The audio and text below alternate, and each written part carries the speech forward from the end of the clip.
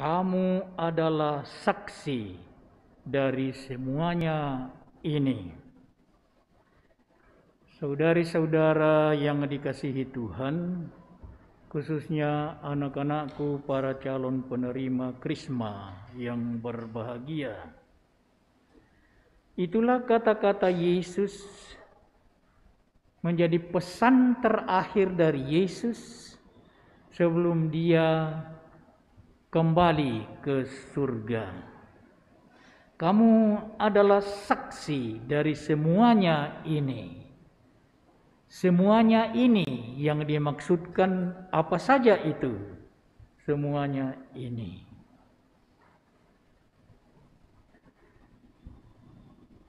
Hari ini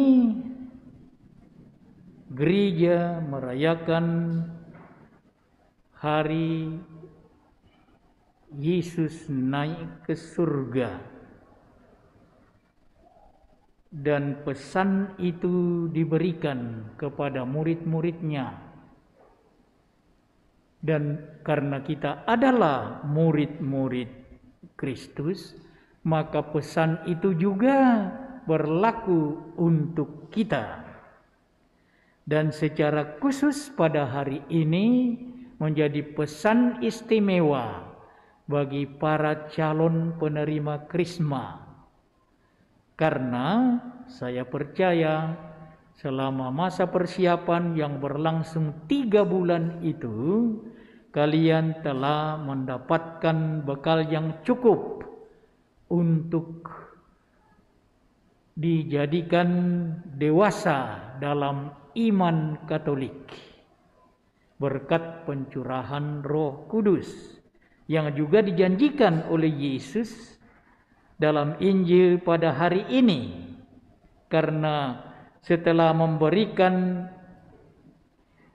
tugas itu tadi menjadi saksi dari semuanya ini, lalu mengikut, aku akan mengutus kepadamu apa yang dijanjikan Bapakku. Apa itu yang dijanjikan oleh Bapa?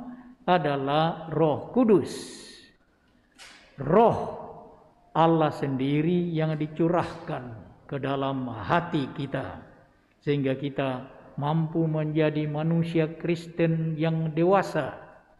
Dan itulah kepercayaan kita, khususnya dalam gereja Katolik, bahwa sakramen Krisma ada sakramen pendewasaan dalam iman, bukan karena kekuatan kita sebagai manusia, tetapi karena Tuhan mencurahkan rohnya kepada kita, sehingga kita menjadi dewasa dalam iman. Orang yang dewasa dalam iman berarti orang yang memahami imannya sendiri dan menjadi saksi dari iman itu sendiri.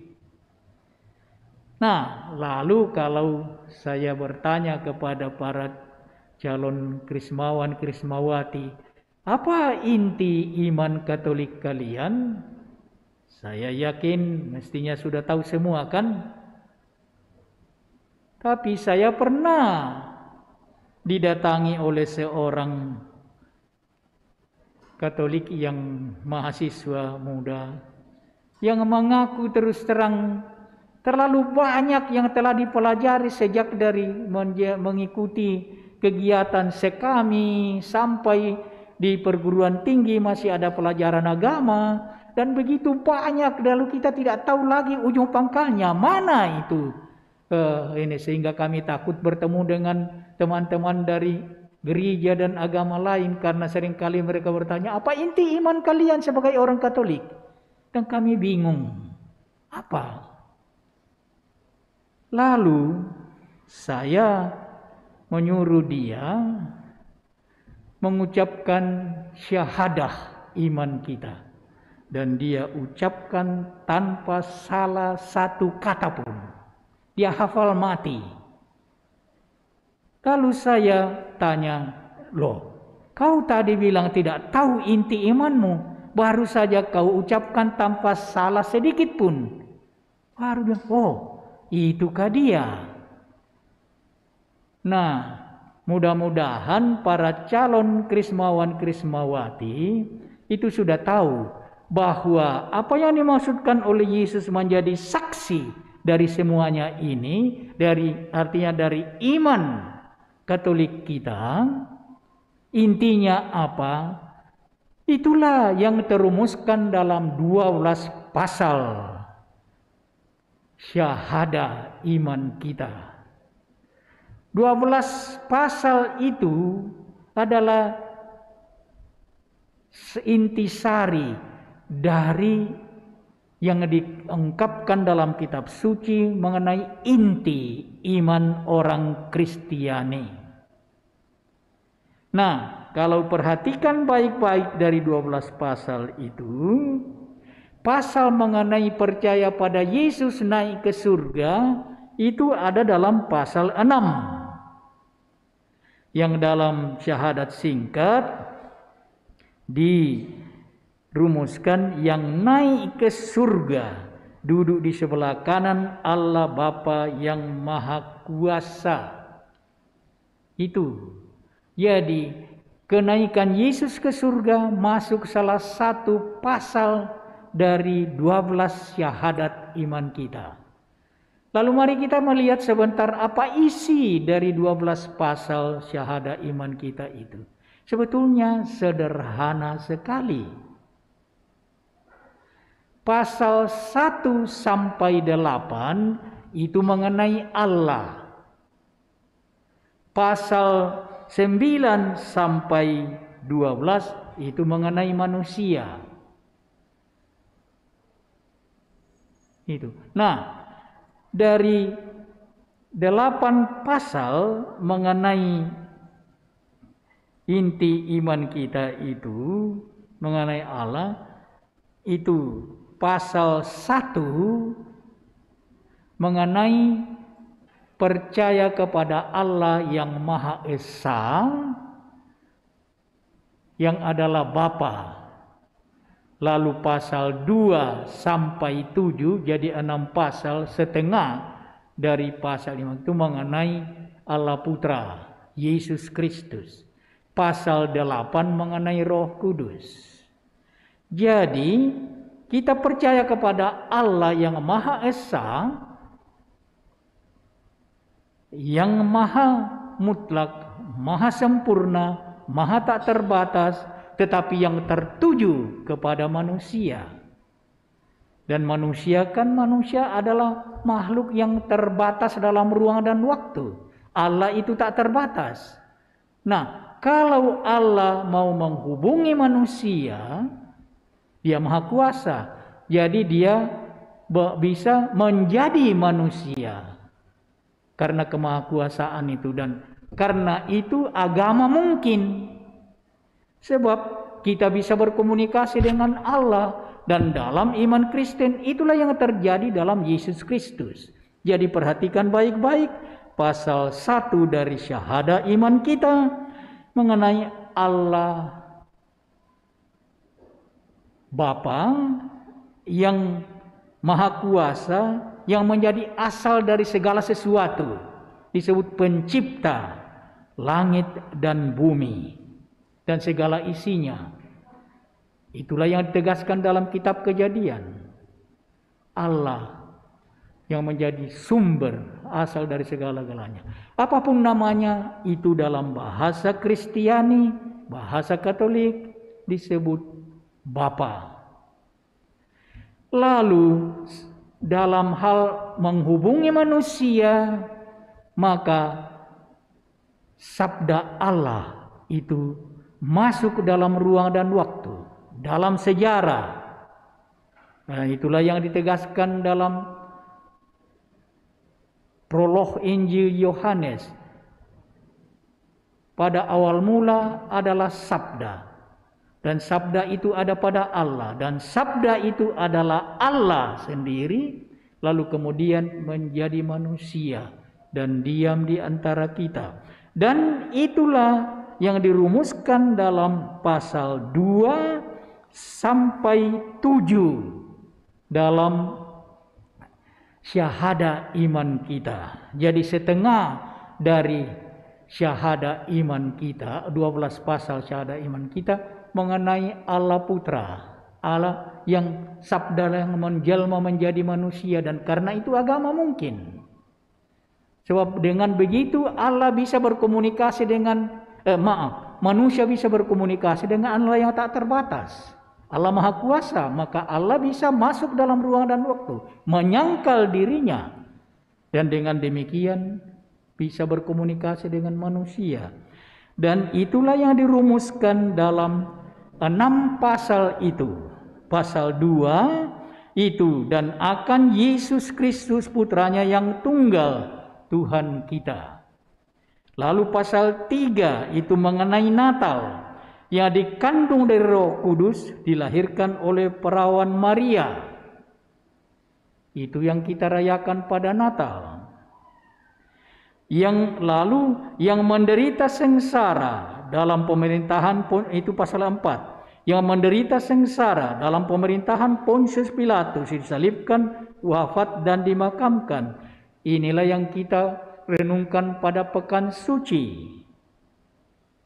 Menderita sengsara, wafat dan disalibkan, wafat dan dimakamkan. Tetapi dan pasal 5 yang turun ke tempat penantian pada hari ketiga, bangkit dari antara orang mati, dan itulah yang kita rayakan pada Paskah. Jadi syahadat iman kita pasal 5 mengenai Paskah. Lalu mengikut pasal 6 yang naik ke surga, duduk di sebelah kanan Allah Bapa yang Maha Kuasa, dan itulah yang kita rayakan pada hari ini.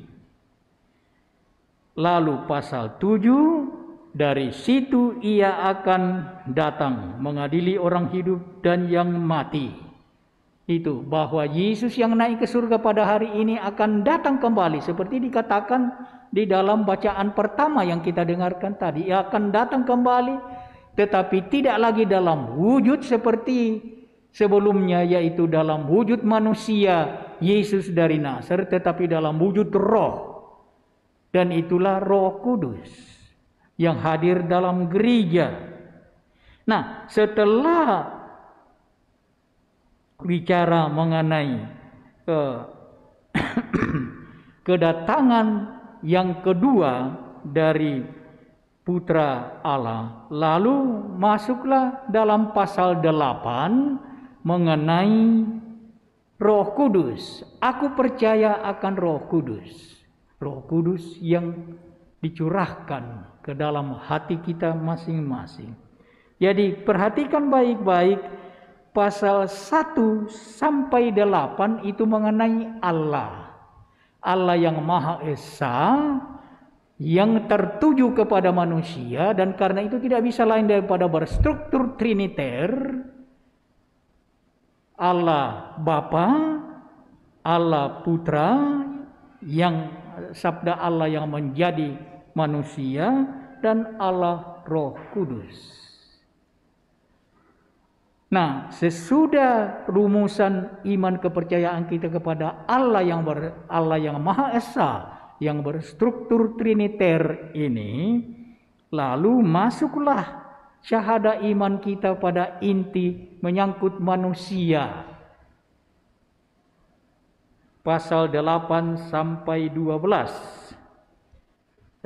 Pasal 9 sampai 12. Pasal 9 mengenai gereja. Aku percaya akan gereja yang dalam syahadat panjang diberi 4 ciri utama. Ya, aku percaya akan gereja yang satu, kudus, katolik, dan apostolik.